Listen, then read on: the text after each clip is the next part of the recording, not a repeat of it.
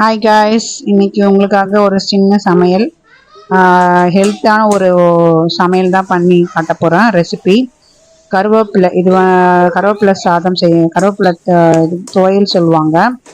ஆக்சுவலாக இது வந்து பார்த்திங்கன்னா, நம்ம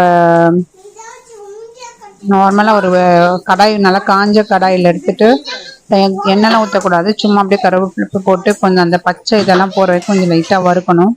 நல்லா வறுத்துட்டு நம்ம அதை ஒரு தட்டில் கொட்டிட்டு, அதுக்கப்புறம் நம்ம என்ன பண்ணணும்னா, நம்ம எடுத்து வச்சிருக்கிற மீதி அந்த கொஞ்சம் எண்ணெய் லைட்டாக நெய் ஊற்றி சுண்டைக்காய், காஞ்ச மிளகாய், சீரகம், சுக்கு, கொஞ்சமாக புளி எல்லாத்தையும் போட்டு வறுக்கணும்.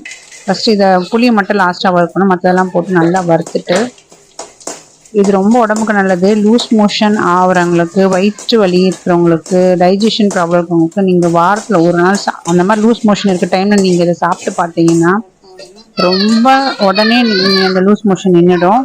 ஸோ இது அப்படியே போட்டு நம்ம கொஞ்சம் ஆறின பிறகு மிக்சியில் போட்டு கொஞ்சமாக உப்பு போட்டு அரைக்கணும். கொஞ்சம் தண்ணி கூட ஊற்றிக்கலாம், மைய அரைச்சிடலாம்.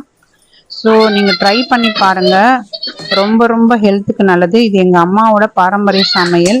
கடைசியாக நம்ம என்ன செய்யணும், அந்த அரைச்சதை கொஞ்சமாக நெய் ஊற்றி கொஞ்சம் கடுகு போட்டு நல்லா கடுகு பொரிஞ்ச உடனே இந்த அரைச்சி வச்சதை ஊற்றி நம்ம அதை அப்படியே கொஞ்சம் தண்ணி எவ்வளோ திட்டமாக வேணுமோ தண்ணியும் ஊற்றி கொஞ்சம் நல்லா கொதி வந்த உடனே நம்ம அதை ஆஃப் பண்ணிடணும்.